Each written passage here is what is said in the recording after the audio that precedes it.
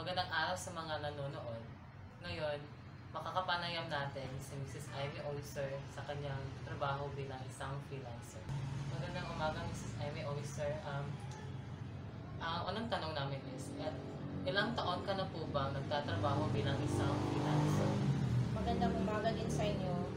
Bago ko sagutin ang tanong, maraming salamat sa pagkakataon ito na ako ay inyong in-interview para sa inyong para sa isang pakikipanayam para sa inyong project sa school. So, ako ay nagtatrabaho bilang isang freelancer o virtual assistant ng mga 2 taon na. Ang pangalawang tanong po namin is, gaano po ba kahirap ang iyong trabaho? At ano po ba ang mga problema na hinaharap mo sa iyong trabaho bilang isang freelancer? Hindi naman po gaano kahirap yung trabaho. Lahat naman ng trabaho ay natutunan at saka may mga training naman na binibigay yung client namin bilang isang freelancer or virtual assistant. At saka usually yung mga kinakaharap talaga naming mga problema is yung time zone natin kasi yung mga, especially yung clients namin is galing sa US, so kailangan namin mag-graveyard shift. So, yung trabaho ko ngayon is graveyard shift from 11 p.m. to 7 a.m. So, yan. Ang pangatlong tanong po namin ay, ilan na po ba ang mga trabaho na pasukan nyo at ano-ano ang mga trabaho nito? 3 trabaho na po ang napasukan ko bilang isang virtual assistant o freelancer. Unang work ko po is yung lead generation at saka HR assistant at saka isang email management. So, ngayon, 2 trabaho na lang ang nasa akin is yung lead generation at saka yung email marketing outreach manager. Ang pang-apat po naming tanong ay, paano po ba hinahati ang oras mo sa pamilya at sa iyong trabaho?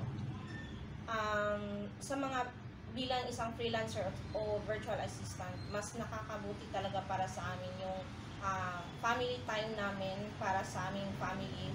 Kasi nagtatrabaho lang po kami dito sa bahay. So, ako bilang isang graveyard shift, mas naaalagaan ko yung mga bata at naaalagaan ko sila para sa kanilang pag-aaral. At kahit na ang gawain dito sa bahay ay nababalanse ko para sa aking trabaho. Ikalimang tanong, kumikita ka po ba na malaki sa trabaho nito? At kasya ba ito sa iyong pang-araw-araw na bilihin? Bilang isang freelancer, malaki yung kinikita namin kasi dollar yung kitaan namin. At saka kung pagbabasihan itong trabaho namin is parang mas malaki pa yung sahod namin sa mga regular na employees dito sa ating bansa. At saka kung pagbabasihan kung kasya sa araw-araw nating bilihin, kasyang-kasya talaga at makakasave ka pa. Ika-6 na tanong, ano po ba ang ginagawa ng isang freelancer? Kaming mga freelancer, ang ginagawa talaga namin is nagpo-provide kami ng service para sa clients namin galing sa labas ng bansa, pwedeng sa US, pwede sa UK, pwede sa Canada, pwede sa Australia. Ang ginagawa talaga namin ay kunyari bilang isang email marketing outreach. So, bilang isang email marketing outreach, ang ginagawa namin is lahat ng mga client or mga prospect na kailangan namin kunan ng email, yun yung hinahanap namin through sa isang app like Apollo or sa isang email chimps. So, yun yung tinatawag ng mga apps from the email marketing outreach at yun yung ibibigay namin sa kliyente namin. Bilang isang lead generation din, yun din ang ginagawa namin na kailangan namin maghanap ng mga kliyente. Ikapitong tanong, minsan po ba naisip nyo na sana bigla lang kayo na freelancer at bakit po?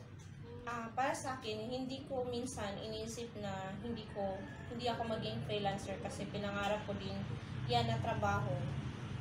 Bilang isang nasa bahay lang, so kailangan ko din ng extra income at nakakatulong din ako sa aking asawa. So, ni-enjoy ko yung bilang isang freelancer o virtual assistant.